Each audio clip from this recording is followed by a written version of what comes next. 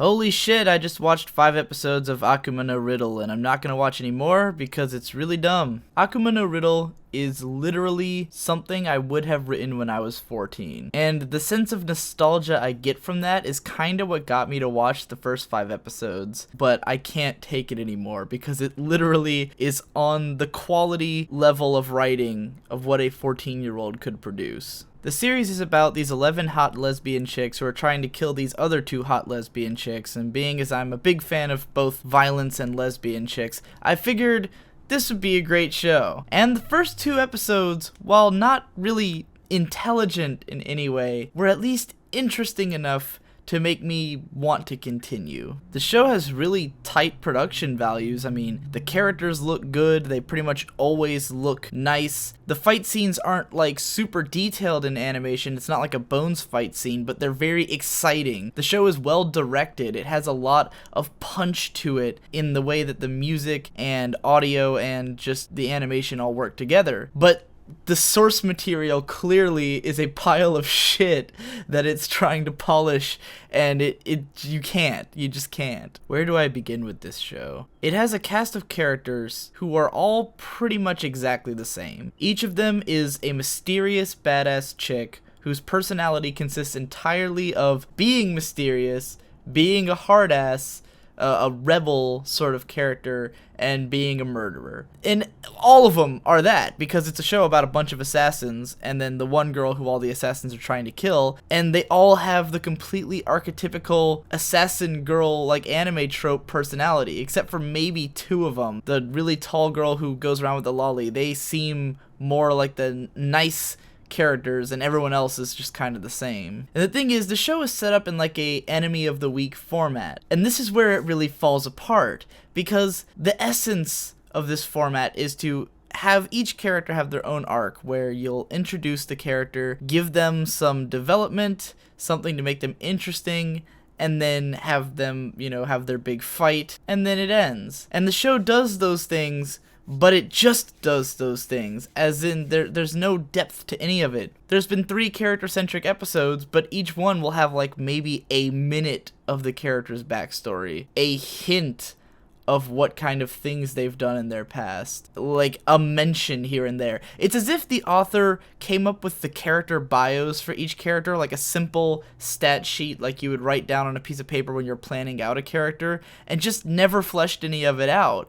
Each episode is like, here's who she is, here's what she does, now she's gone. The weirdest thing about it, though, is that it has the selector-infected Wii-Cross problem, but to the extreme, where this show pretends to be a gritty, violent, murder show, and it has none of that in it. Even though the characters are always talking about murder, talking about how badass they are, making badass faces, the show does everything in its power to convince you that these girls are these hard-ass assassins. But the rules of the game are not that you have to kill or be killed. It's that if you fail to kill the girl who you're supposed to kill, you get expelled from the class. So far we've had 3 episodes where there's been a big fight, and then the girl is just expelled. We don't know what they go on to do.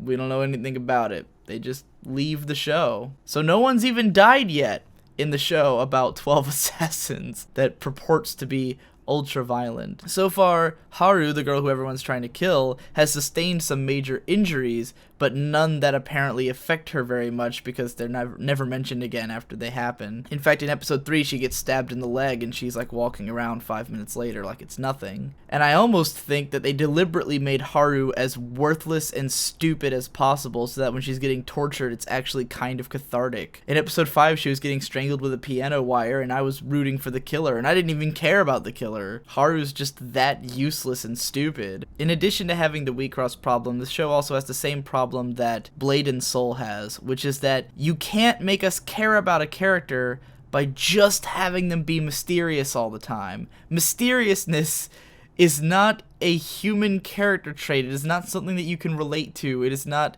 interesting. At best, having a bunch of mysterious characters makes me go, oh, I wonder what their thing is. But when it quickly becomes apparent that their thing is nothing, then there's no reason for me to keep going. Each of these characters was built up in the first 2 episodes to be some kind of interesting, mysterious character. And then when their arc is just, oh, well, she's a serial killer. She wants to have serial killer insurance. That's her wish if she gets to kill, which is a cool wish, but that's all we learn, and then she's gone. And she doesn't even die. She's just gone, I guess, to go back to being a serial killer.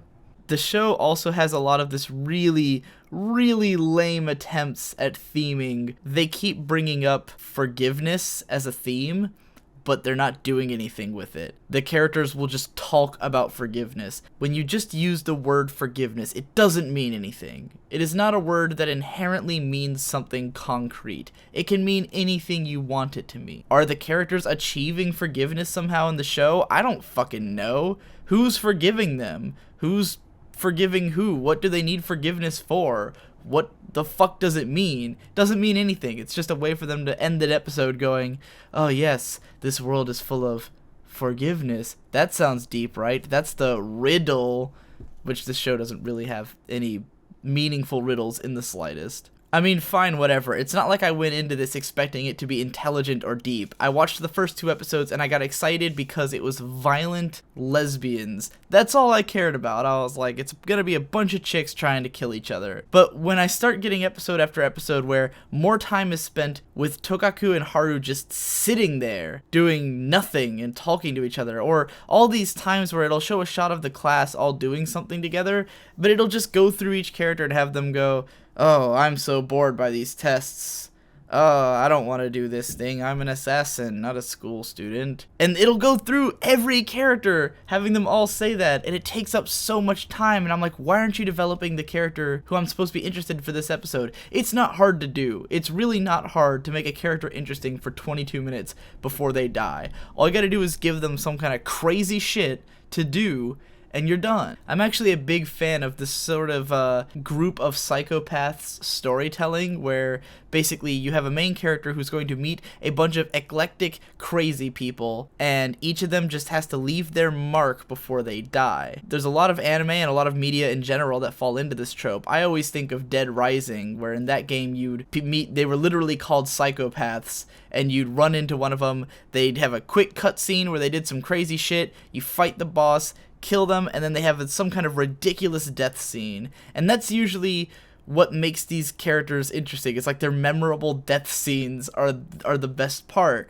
And so when you have a show where the characters always just live and go somewhere, and the fights are not that interesting, because there's no fucking stakes at all. You know Tokaku's not going to lose because she's a fucking ridiculous superhero, even though apparently she's the most inexperienced assassin, but just because she's part of the whatever bloodline, that just means she's a fucking badass. It's really a shame that this animation team is working on this series. Like, this level of production value and this level of good sound design and pretty good animation direction, if this was applied to like the same thing but better, it would be really entertaining. There's nothing wrong with the production at all. It's just that the source material clearly fucking sucks. I mean, and mind you, I'm speaking out of my ass. I haven't actually read the manga, but I can't believe that the anime would be worse because it just strikes me as there's nothing to it. So I'm dropping this one, unfortunately. It's never a happy day when I have to drop another show